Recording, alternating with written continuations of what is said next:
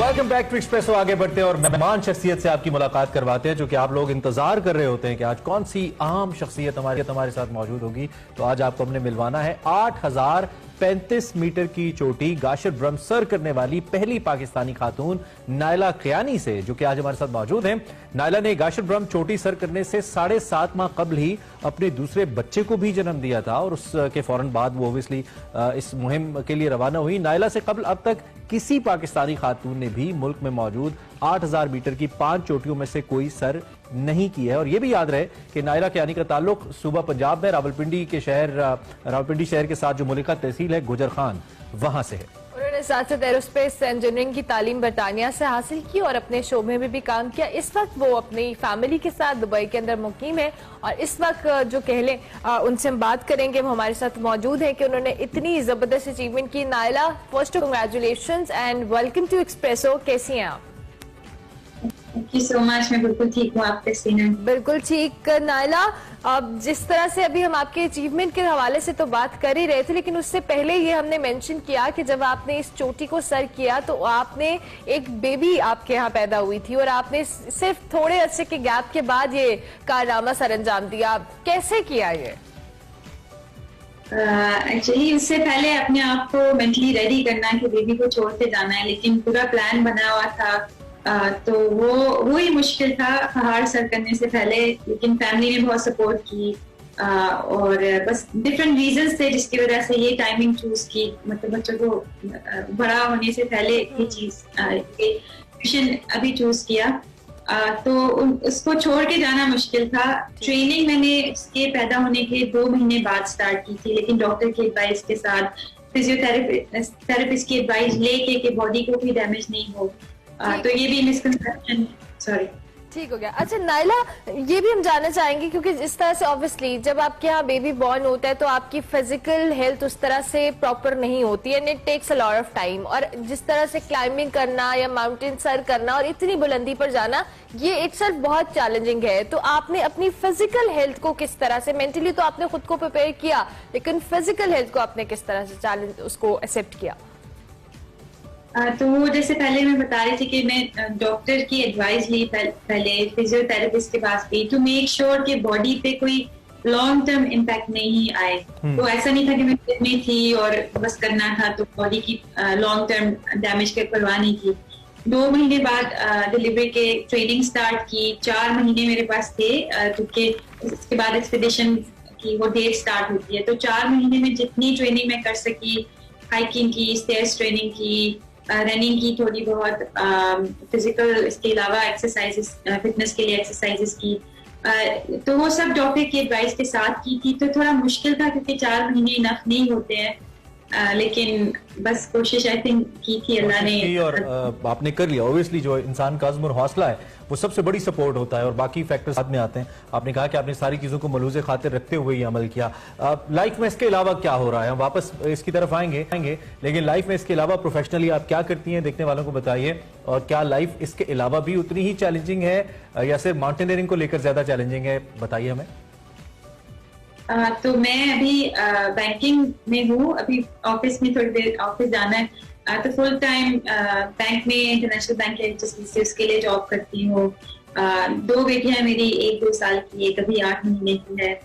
तो married life भी है, बच्चे भी हैं, काम भी है। तो मेरे जहन में बड़ा, मुझे लगता है, पता नहीं कहना चाहिए नहीं, लेकिन बड़ा एक अजीब सा इमेज है कि बड़े ऑफिस से घर, घर से ऑफिस और बड़ी हेक्टिक किस्म की जॉब करने वाले लोग होते हैं बैंकर्स। थोड़ी ड्राई सी लाइफ होती है, मुझे ऐसा लगता है।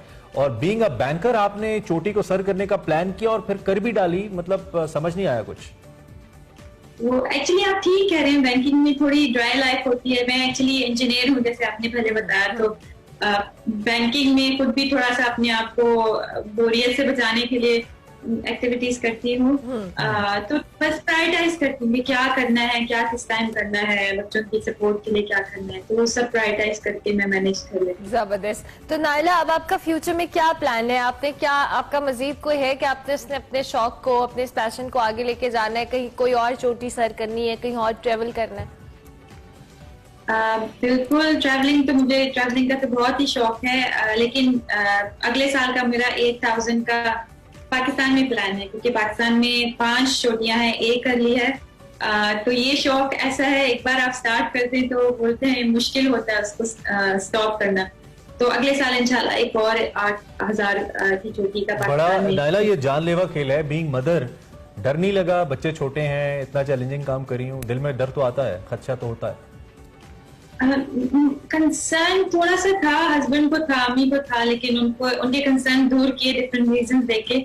और लेकिन खुद में आई डोंट नो, मतलब अल्लाह जानता है क्या है, लेकिन मेरा थोड़ा मुझे एतमाद था। मैंने दुआ जब भी कैंप से निकलती बहुत दुआ पढ़ के भी निकलती थी, तो मुझे एतमाद था कि कुछ नहीं होगा, मतलब आई डोंट नो अच्छा था या बुरा था, लेकिन मुझे दिल में डर नहीं था कि कुछ हो जाएगा। आप वैसे तो 8,000 सर कर लेना ही बहुत बड़ी बात है, क्योंकि K2 8,600 समथिंग है, इसी तरह से जो माउंट एवरेस्ट है, तो इसका मतलब व्हेन यू आर क्रॉसिंग 8,000 आप उतना बड़ा चैलेंज तो ले रहे हो। लेकिन ऑब्वियसली ट्रैकिंग हर माउंटेन के ऊपर मुख्तलिफ होती है, तो टारगेट क्या है आपका? सारी 8,000 वाली पीक्स करनी है, एवरेस्ट पे जाना है, K2 पे जाना है, या मैज एज पैशन जब दिल किया एक चोटी सर कर ली, सबमिट कर ली? क्या पैशन, क्या है प्लान, क्या है? ये फिलहाल पैशन है कि सब करनी है, लेकिन K2 ऑब्वियसली ड्रीम माउंटेन है, इंशाल्लाह एक दिन करूंगी। एवरेस्ट इतना चैलेंजिंग नहीं है, लेकिन फॉर सम रीजन क्योंकि माउंटेनियरिंग का आइडिया कम लोगों को होता है, तो वो सोचते हैं माउंट एवरेस्ट करोगे तो इसका मतलब आप रियल माउंटेनियर हैं, तो वो करूंगी, लेकिन सबसे एंड पे करूंगी। पहले पाकिस्तान की 8,000 पीक्स करके इंशाल्लाह फिर माउंट एवरेस्ट करूंगी। ठीक हो गया। नायला, कोई मैसेज हमारे देखने वालों के लिए, जो खवातीन आपको देख रही हैं, जो इस तरह का पैशन रखती हैं, लेकिन जो भी फैमिली चैलेंजेस होते हैं उसके बावजूद कहीं ना कहीं वो स्टक हो जाती हैं, आपने इन सारी चीजों को पीछे छोड़ के अपने पैशन को परस्यू किया, उनके लिए कोई मैसेज? खासतौर पे गुजर खान के इलाके से आप हैं तो। हाँ बिल्कुल, मेरा ये मैसेज है कि यूजुअली मतलब मुझे भी गिल्ट था पहले।